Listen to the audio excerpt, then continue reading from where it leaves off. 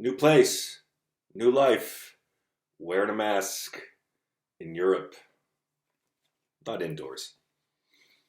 Yeah, I know. Haggard. It's called being away from humidity, and that's okay. If you're listening to this, yes, there's a video version over on YouTube.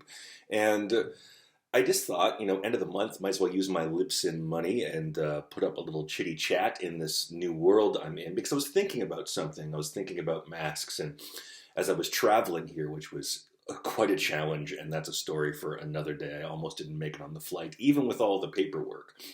It was hard to reason with people. It was hard to connect with them because of the mask. You couldn't tell just by eyes and just by eyebrows how people were feeling. Some of them looked serious, but when they let me sneak a peek, they weren't so serious. They were smiling, and others looked like they were friendly and wide-eyed, but actually they were quite stern in their response.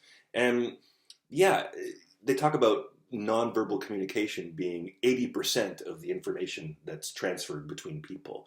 So we're cut off so much with these in our ability to understand how others are feeling, to empathize, to really relate, and to capital C, connect. And as you know, that's so essential to me. And it got me thinking about something that actually has been in the brain pan for a long, long time.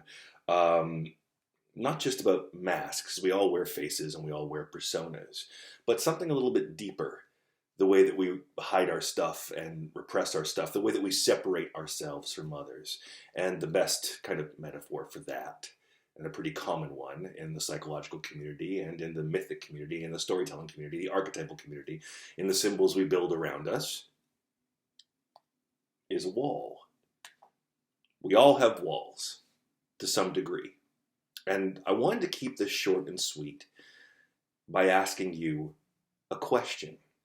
And this question might seem simple at first, but I really want you to give it some thought. And I would love to hear your interpretation of it.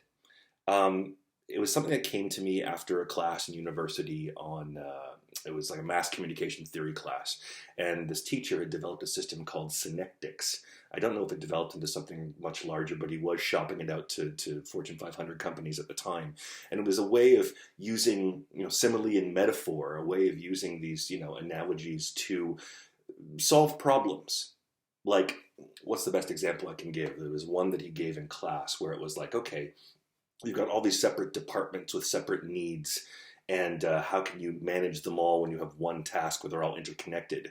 And he likened it to doing laundry, where you have delicates, and you have rougher cotton clothes, and you have colors, and you have things that can be washed in hot water and need to be in others in cold water, some that need bleach, some that don't, some that need softener, some that don't. And so you move away from the actual problem and look at it as a metaphor. And then you try to create solutions for the metaphor, and then you do a reverse jiggering or reverse engineering of the solution to the metaphorical problem, and it often gives you a solution in the real world. With the laundry, it was about needing to separate certain things and give them special care so the whole wardrobe can be taken care of. There's no one-size-fits-all solution in that regard. So using metaphor and simile, I think it was after that class I started thinking about walls and the walls that separate us, and how can we bypass these. For a long time, I wanted to understand how we can vault over the wall. Well, you have to understand what the wall is. And to each person, their wall is different. And so let's hop into the land of creative metaphor for a second. If you had to describe your wall, what would it be? What would it look like? What would it be made of? How would people see it, feel it, sense it, react to it? How has it brought people closer or allowed them to see parts of you? How has it protected you? How has it hurt others maybe? Like, for example, I've asked this question to a lot of close friends and to lovers and to cohorts, and been like, okay, so with all that said, what's your wall? I remember one person said, oh, it's like thick barbed wire, but wrapped in roses and flowers. It's beautiful, and you can kind of see through it, but if you come too close or touch it, it'll hurt you. Someone else said it's a really thick wall of ice where you can see me, but I'm distorted, and if you get too close, it's cold.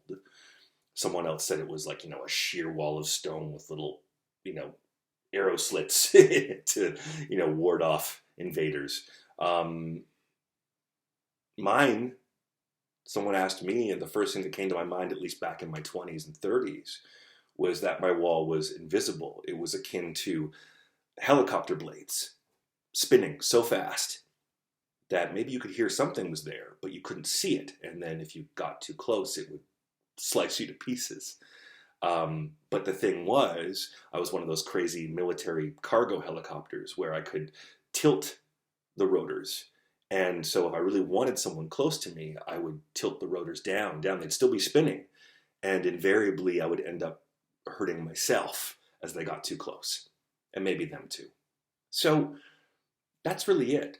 Just a short question for you and something to ponder when it comes to connectivity and closeness in this time where we are concealed from so many people, even those closest to us, and forced to use these or this to connect. What's your wall? Now I got a call. Gotta go.